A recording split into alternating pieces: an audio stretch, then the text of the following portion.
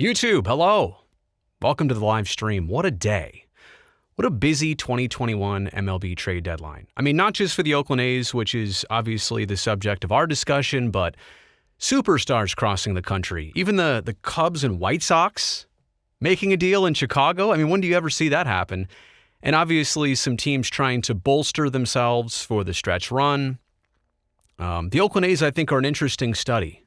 I don't know how much they felt like they had to do, but they were able to do a few things. And I got to say, all things considered, it does seem like the consensus is pretty strong in, knowing that they weren't going to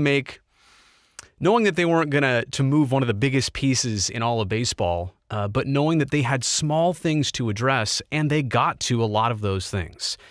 Certainly, you can go back a couple days ago when Andrew Chafin came over from the Cubs for two minor league players. Starling Marte comes over from the Marlins for a minor leaguer right now in Jesus Luzardo. And today, Yan Gomes and Josh Harrison coming over from the Nationals. And by the way, that's another thing I forgot to mention. You have a team like the Washington Nationals just blowing it up right now. Selling the farm, so to speak. And the A's were part of those two pickups in Gomes and Harrison. But again, the A's sending back to Washington 3 minor league players.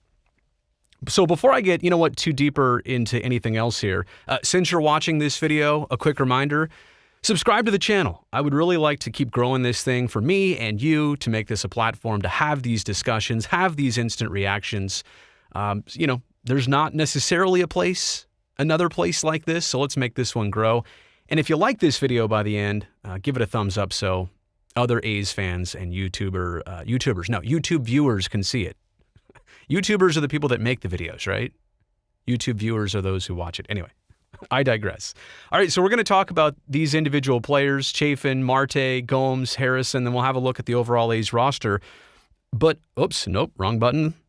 There you go, Brazil. The three themes I wanted to discuss here with the A's, big trends. They just acquired 4 major league contributors. I mean, Chafin, who had 43 appearances, I think, with the Cubs and even already one with the A's, like a pretty regular bullpen pitcher with a ton of success this year. Chafin, Marte, one of your everyday outfielders, and Gomes and Harrison. I'm a little bit less knowledgeable right now on where, when, and how they fit in. I'm impressed with their stats, by the way, and we'll talk about that in a second. But the A's are major league players for not giving up any current major league players on their roster. Now, you could easily make the argument that Jesus Luzardo could and should have been there and what he will be in his career. There's no doubt about that. I'm not going to argue that one bit. But it just goes to show the way that David Forst and Billy Beane were able to navigate this in not having to break up the core of the current team at all right now. And I think this was a highlight of last year, getting Mike Minor, getting Tommy La Stella for that final push. And this time around, in more of a full season, a completely full season, doing the same thing. So that's one trend. I also thought it was interesting that the A's dealt with the Cubs, the Marlins, and the Nats.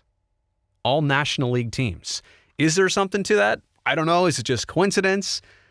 Especially when you're giving up prospects, doesn't it feel a little bit better to be sending them all to the other league? I mean, and that's the one thing about prospects, right? I'm not here to tell you much about Greg Deichmann or Daniel Palencia or Drew Millis or Richard Gosch or Seth Schumann. I'm honestly can't say that I'm knowledgeable beyond their stats. I'm not an expert on those players, but who really knows how those players will pan out and when they'll pan out at the big league level? You really don't know. So the A's were trading known commodities for potential of future players. So again, no major league players sent away by the A's. They didn't trade any of their prospects to American League teams, certainly not American League West Division teams. And then the other thing which we'll dive into here is just the batting averages of the players they acquired. So on that note, let's save Chafin here for just a second. But Starling Marte, this season with Miami, a .306 average in 63 games and 232 at-bats. Already got a hit the other night. In fact, stole a base the other night too. So, Oakland was looking for, how do I say this? Batting average players that wake up out of bed and just rake. And that's kind of what they got last year with Tommy La Stella. I think it invigorated their lineup. It invigorated their offense. That's something that's been sluggish as of late. Here's Yan Gomes, by the way. Bats right, throws right, 34 years old, from Brazil. Hey, how could I not like that? He is also just signed through this season, and that's it.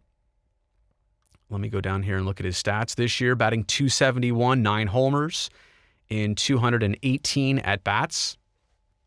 You can see his career here with Toronto, Cleveland, and now the Nats for the last 4 years. So, yeah, you're adding a 306 hitter this year. You're adding a 271 hitter this year. And then Josh Harrison, who can play second, third, and some outfield spots for you, he's batting .294 this year in 320 at-bats. So, I mean, if you liked, if you liked how the A's got La Stella last year and how he provided instant and regular pop in the lineup and productivity in the lineup, then you got to like the 3 position players that the A's just picked up in the last couple days. Now, there are some questions for me regarding where did these guys get playing time? For example, Yan Gomes. How do you split that up with Sean Murphy? I don't know. I mean, Murph, I realize that maybe the offense this year for Murph hasn't been what's expected. I still am firmly believing that he is the long-term catcher for this team. And no doubt, even if the numbers aren't up to potential offensively, I think there is a ton of value in working with the starting rotation like he has again this year. So again, how do you do that? The answer is I really don't know. Go back to Gomes here and take a look at his, bio. Couldn't really tell you how that's. I'm interested, and I know. And this isn't a case of, well, how are they going to make it work? No, this is actually a luxury. You have option A and option B. It's just making the best out of both of them simultaneously, complementing each other in the right spots. And same thing with Josh Harrison. I mean, we could get to Marte in a second too, but even that has been interesting, right? You get a Gold Glove outfielder joining your team, and Laureano is the guy who goes up to Bob Melvin and says, hey, I think he should play center field. We'll get to that in just a second. So the good thing about Harrison, he can play second. I would hate to think that anybody else would need to play third besides Matt Chapman. Whoops, wrong button again. I apologize. But also a good reminder, subscribe to the channel if you haven't already. But the fact that he can play an outfield spot when Canna or Laureano needs a day off, and he's also a second baseman, and he also can hit.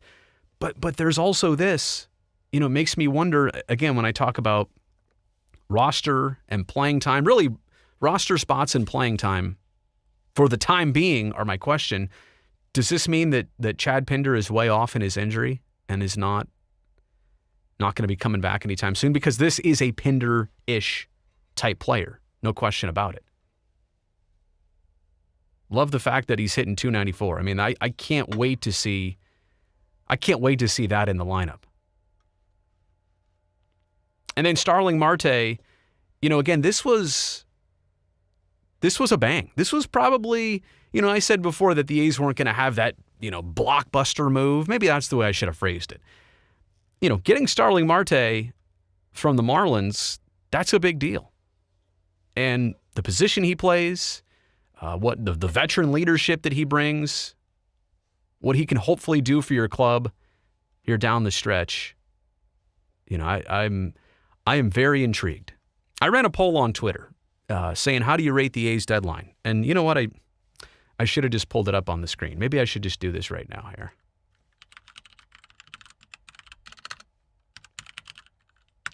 There you go.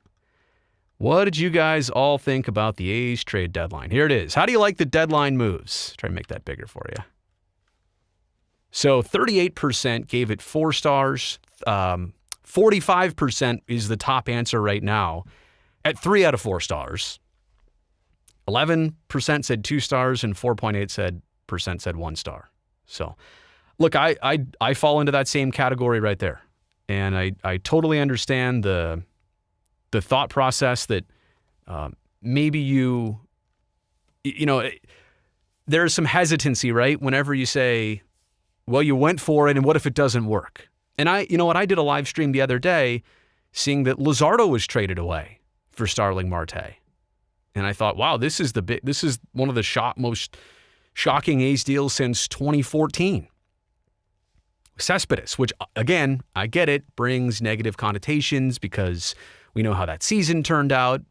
But again, by 2017 or 18, Cespedes was already dealing with some injuries and not the same guy that he was before. Look, you just don't know how things are going to play out. And that's why I've kind of reserved my thoughts now to saying that the A's trading prospects for known commodities at this point clearly was their intention, and I think they, did pretty well in that regard. I haven't talked about Chafin yet, who, by the way, I am set to do an interview with in about 20 minutes from right now. So yeah, the clock is ticking here on this live stream. So we've talked about 3 position players. Let's have a quick look at what they added in the bullpen. Now, I also want to say that it's so unfortunate that Trevor Rosenthal was signed by the A's, is currently being employed and paid by the A's, but he just will not be able to pitch this year. 2 separate injuries, 2 separate surgeries.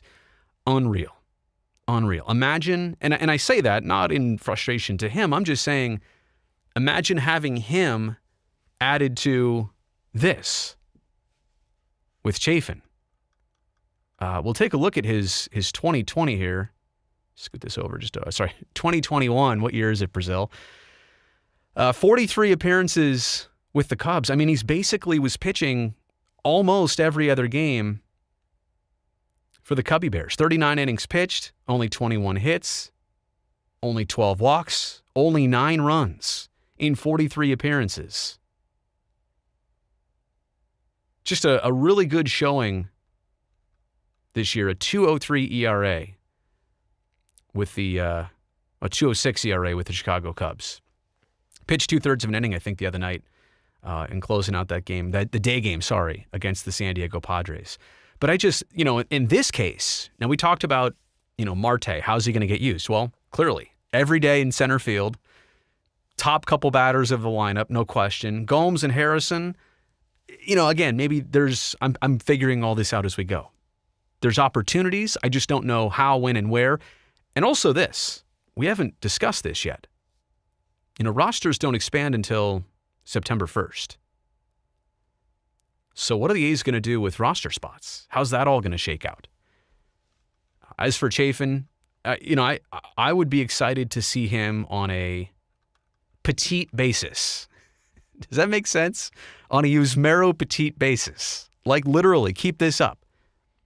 Every other game this season, now my questions are, what innings are you going to see him in regularly?